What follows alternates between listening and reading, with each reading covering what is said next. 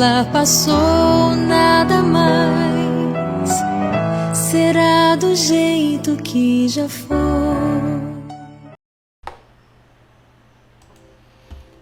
Naquele tempo, estando à mesa com seus discípulos, Jesus ficou profundamente comovido e testemunhou: em verdade vos digo, um de vós me entregará. Desconcertados, os discípulos olhavam uns para os outros, pois não sabiam de quem Jesus estava falando. Um deles, a quem Jesus amava, estava recostado ao lado de Jesus. Simão Pedro fez-lhe um sinal para que ele procurasse saber de quem Jesus estava falando. Então o discípulo, reclinando-se sobre o peito de Jesus, perguntou-lhe: Senhor, quem é? Jesus respondeu: é aquele a quem eu der o pedaço de pão passado no molho. Então Jesus molhou um pedaço de pão e deu-o a Judas, filho de Simão Iscariotes. Depois do pedaço de pão, Satanás entrou em Judas.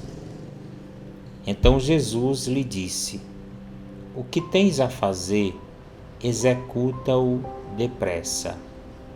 Nenhum dos presentes compreendeu por que Jesus lhe disse isso. Como Judas guardava a bolsa, alguns pensavam que Jesus lhe queria dizer: compra o que precisamos para a festa, ou que desse alguma coisa aos pobres. Depois de receber o pedaço de pão, Judas saiu imediatamente. Era noite.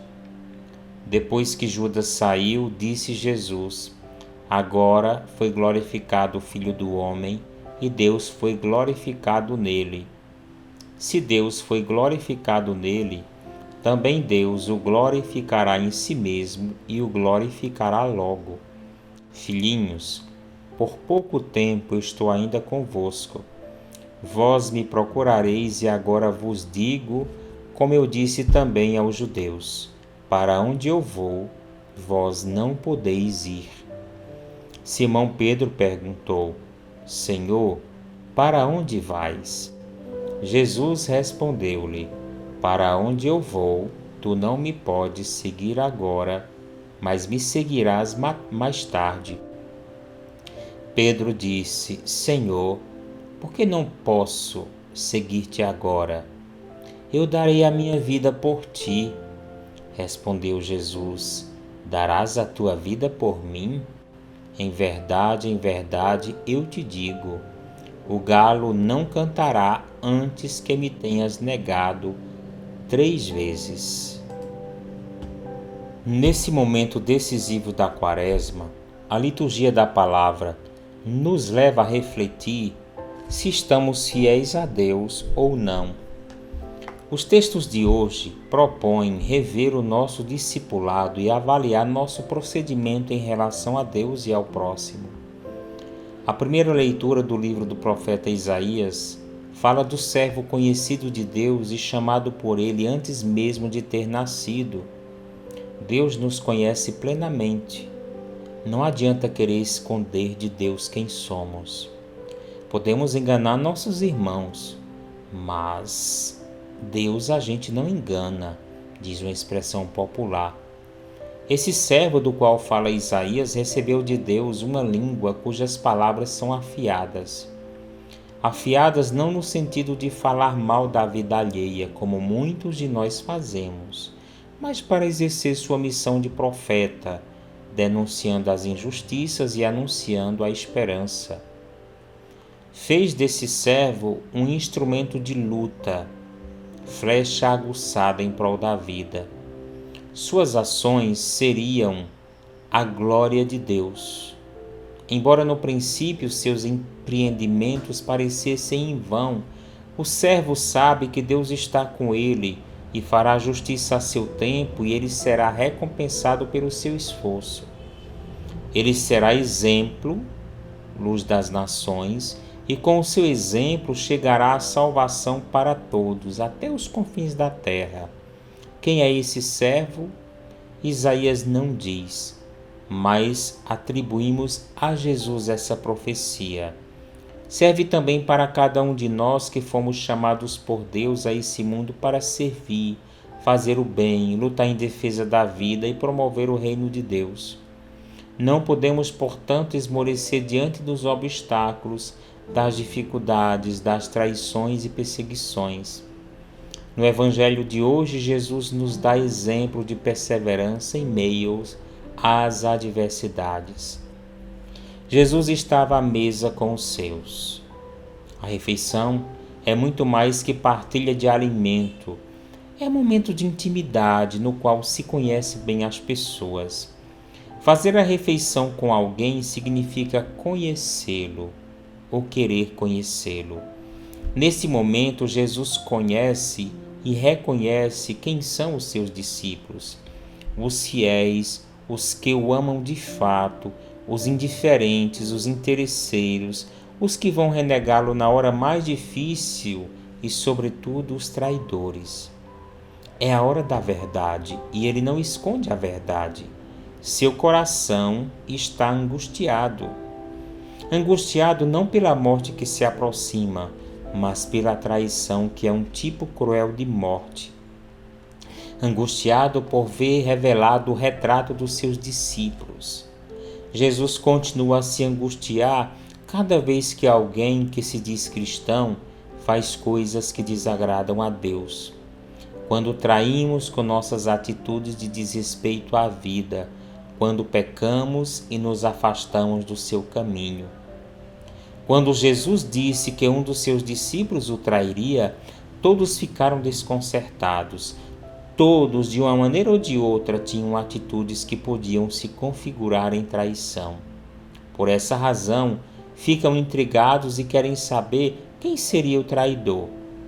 A missão de perguntar ao Mestre coube àquele que tinha um relacionamento mais próximo com Jesus, o discípulo amado. Esse estava fora de qualquer suspeita, porque quem ama não trai.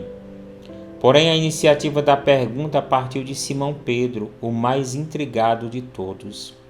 Pedro tinha motivo suficiente para ficar preocupado, porque já tinha tido atitudes que desagradaram o Mestre. Além disso, mais tarde iria negá-lo. Jesus alivia momentaneamente a consciência de Pedro ao dar a dica de quem seria o traidor. É aquele a quem eu der o pedaço de pão passado no molho. E o pedaço de pão foi dado a Judas. Judas era o tesoureiro do grupo, aquele que guardava a bolsa. O dinheiro o deixou ganancioso e cruel. Pelo dinheiro foi capaz de trair os seus irmãos e também aquele que o acolheu, Jesus. Quando colocamos o dinheiro em primeiro lugar em nossa vida, somos capazes das piores traições. Há quem mate os próprios pais pelo dinheiro, pela herança. Vez por outra vemos nos noticiários coisas deste tipo. Por isso, irmãos, que a palavra de Deus nos diz que o maior dos males é o amor ao dinheiro. Após identificar quem seria o traidor, Jesus pede que ele faça logo o que tinha que fazer. Não dava mais para ele ficar junto dos demais, enganando-os. Era preciso dar logo um fim àquela situação. Porém, os demais não entenderam, não perceberam o que estava acontecendo e pensaram que Jesus estava falando de outra coisa. Às vezes, custamos a entender o que Jesus quer dizer para nós. Demoramos a perceber as situações de traição que nos cercam. Demoramos a perceber as angústias de nossos irmãos ou até mesmo o que nos angustia. Quando Jesus sai, Jesus sente certo alívio. Agora foi glorificado o Filho do Homem e Deus foi glorificado nele. Aquele que deixava o clima pesado tinha assumido a sua condição de traidor e se retirado do grupo.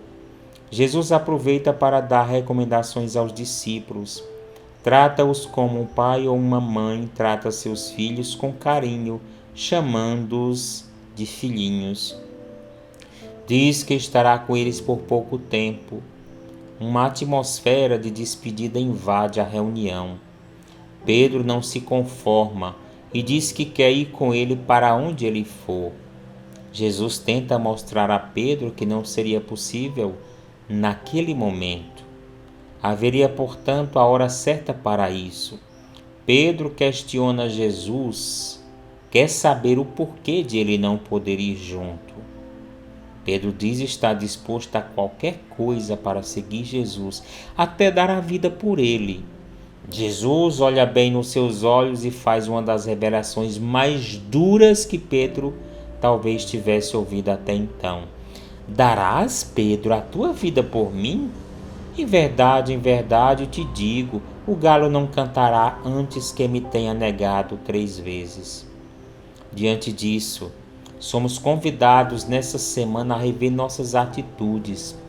Às vezes elas parecem ser repletas de boa vontade, mas na hora em que mais precisam de nós, nos escondemos, fraquejamos e negamos a Jesus. Todos trazem dentro de si um pouco da índole de cada discípulo.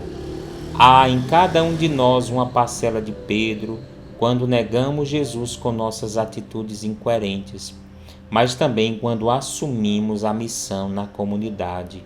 Há um pouco de Tiago e João, os filhos de Zebedeu, quando queremos recompensa pelas coisas que fazemos, não por maldade, mas por nossas carências. Há um pouco de Tomé, quando duvidamos de Jesus e de sua presença em nossa vida, não por sermos ateus, mas pela dureza da realidade ou por acontecimentos que gostaríamos que não tivessem ocorrido.